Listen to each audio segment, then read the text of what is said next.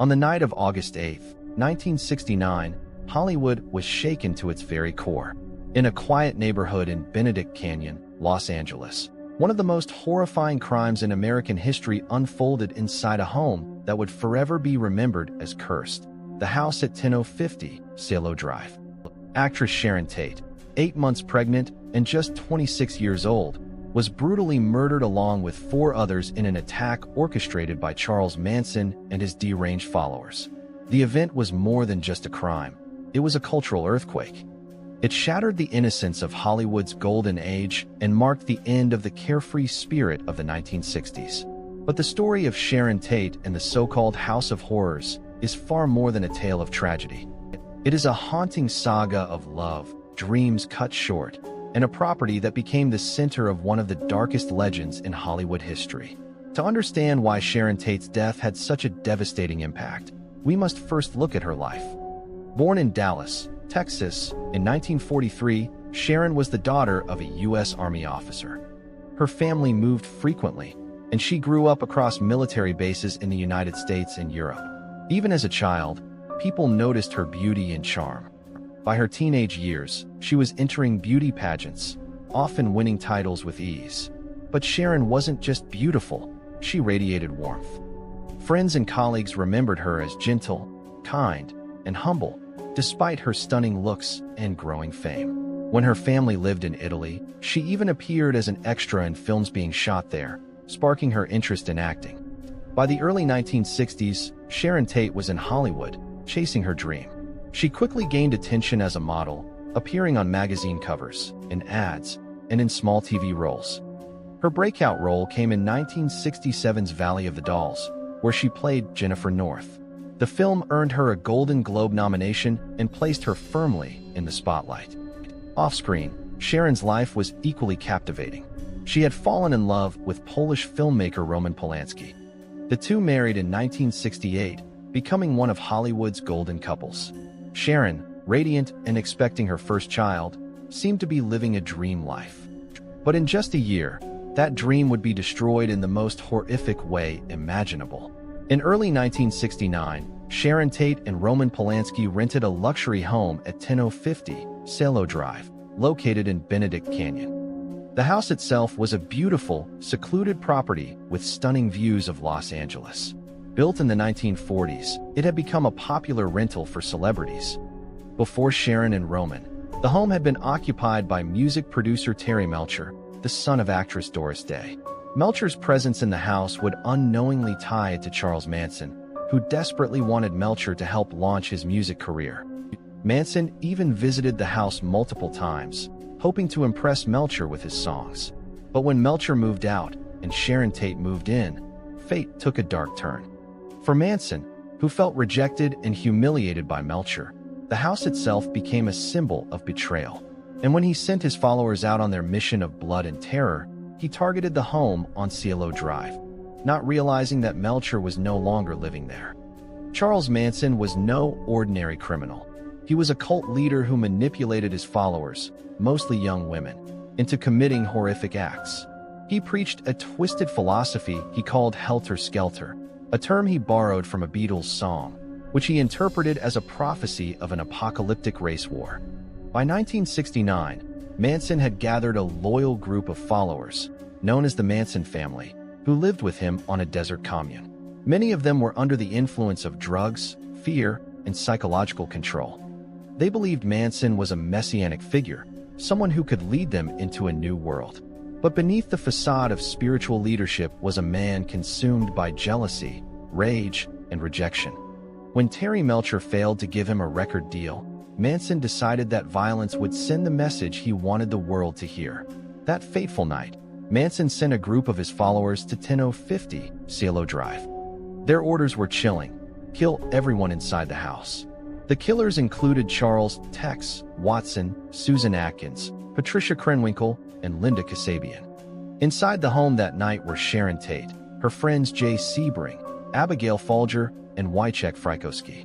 Sharon's husband, Roman Polanski, was in Europe working on a film. Sharon was due to give birth in just 2 weeks. What unfolded was pure horror. The Manson family members stormed the property, brutally attacking and murdering everyone inside. Jay Sebring, Sharon's close friend and former fiancé, was shot and stabbed. Abigail Folger, the heiress to the Folger coffee fortune, was chased down and killed. Frykowski fought back, but was overpowered. Sharon Tate, pleading for the life of her unborn child, begged the killers to let her live long enough to give birth. But Susan Atkins coldly refused, later claiming that she felt no remorse. Sharon and her unborn baby were stabbed to death. The brutality of the murders was beyond comprehension.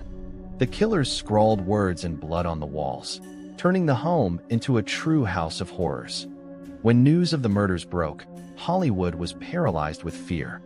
The idea that such violence could strike at random, inside the home of a beloved actress, was unthinkable. The press swarmed the story, and rumors spread like wildfire. Some speculated that the murders were connected to Hollywood's drug scene. Others whispered about cults, Satanism, and conspiracies. No one felt safe. Roman Polanski, devastated, returned home to face unimaginable grief. The sight of reporters camped outside the blood-stained house only deepened his trauma. For him and for the world, the question lingered: why Sharon? Why this house? Eventually, police tied the murders to Charles Manson and his followers. The trial that followed in 1970 became one of the most infamous in U.S. history. Manson sat in court with a chilling stare, carving an X into his forehead, later turning it into a swastika.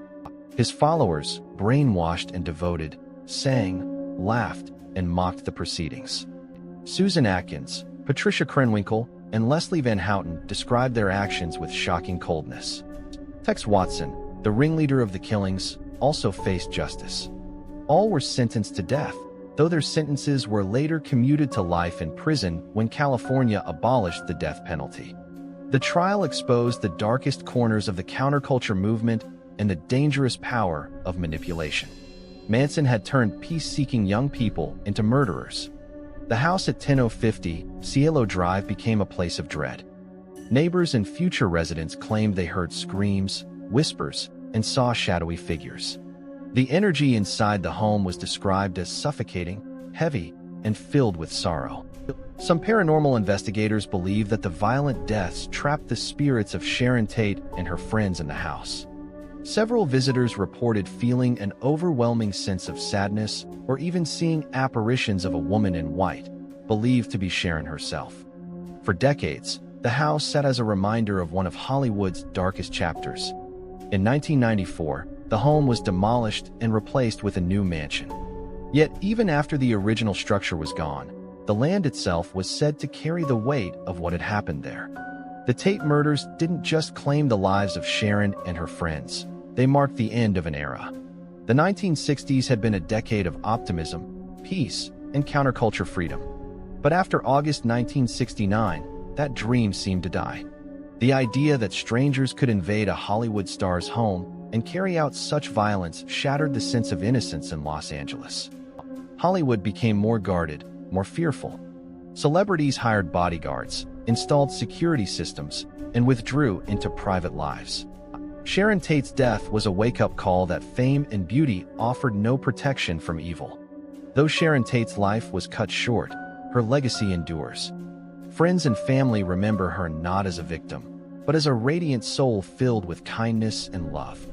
Roman Polanski often spoke of her as his greatest muse and the love of his life. In recent years, Sharon has been reintroduced to a new generation through documentaries and films, including Quentin Tarantino's Once Upon a Time in Hollywood, which imagines a world where Sharon survives.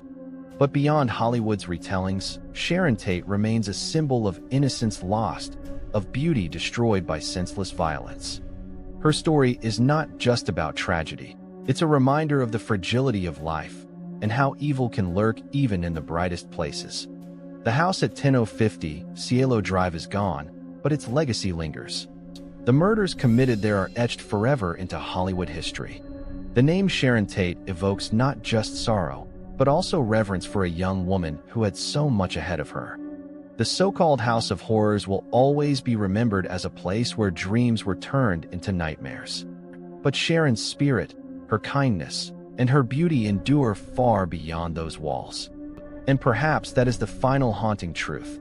Though her life ended violently, Sharon Tate will never be forgotten.